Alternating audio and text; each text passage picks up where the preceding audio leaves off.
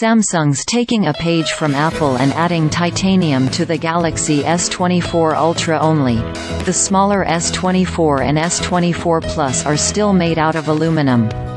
This is a more durable material. Yes, but it's also supposed to be lighter, which was a benefit I noticed on the iPhone 15 Pro Max.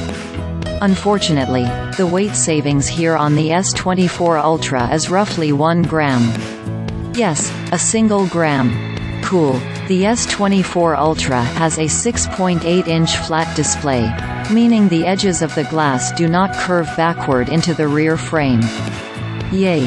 I'm happy to see this blight that has been plaguing smartphones over the past few years disappear.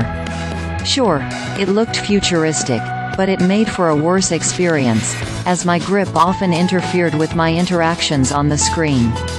Thanks to slimmer bezels around the displays, the S24 and S24 Plus now have slightly bigger screens, measuring in at 6.2 and 6.7 inches, respectively.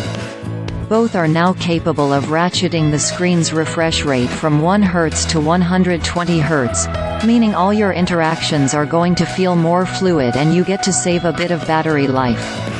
Speaking of, the S24 has a 4000 mAh battery capacity and the S24 Plus has 4900 mAh, modest improvements from their predecessors.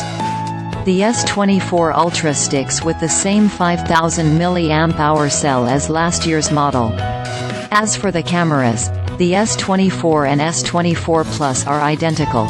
A 50-megapixel primary sensor joined by a 12-megapixel ultrawide and a 10-megapixel telephoto offering 3x optical zoom. The Galaxy S24 Ultra sizes things up to a 200-megapixel primary sensor, a 12-megapixel ultrawide, a 10-megapixel telephoto with 3x optical zoom, and a 50-megapixel telephoto with 5x optical zoom. This latter camera is a step back from the 10x optical zoom Samsung previously offered, something you couldn't find in any other phone sold in the US. Color me disappointed that it's gone, though I expect a 5x zoom is more handy in everyday situations. Disappointingly, Samsung has not adopted the Qi 2 wireless charging standard in the S24 range, citing that it was too new to be added to its handsets. Qi 2 is exciting not just because it's more efficient and faster at wirelessly juicing up our devices, but it also introduces the magnetic power profile, which uses magnets baked into devices to properly align them to charging pucks, just like MagSafe does on iPhones.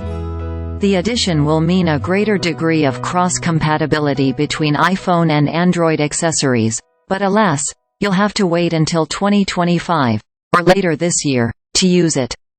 The Galaxy S24 costs $800 and the S24 Plus is $1,000.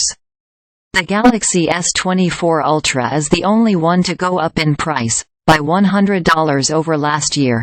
It'll set you back $1,300.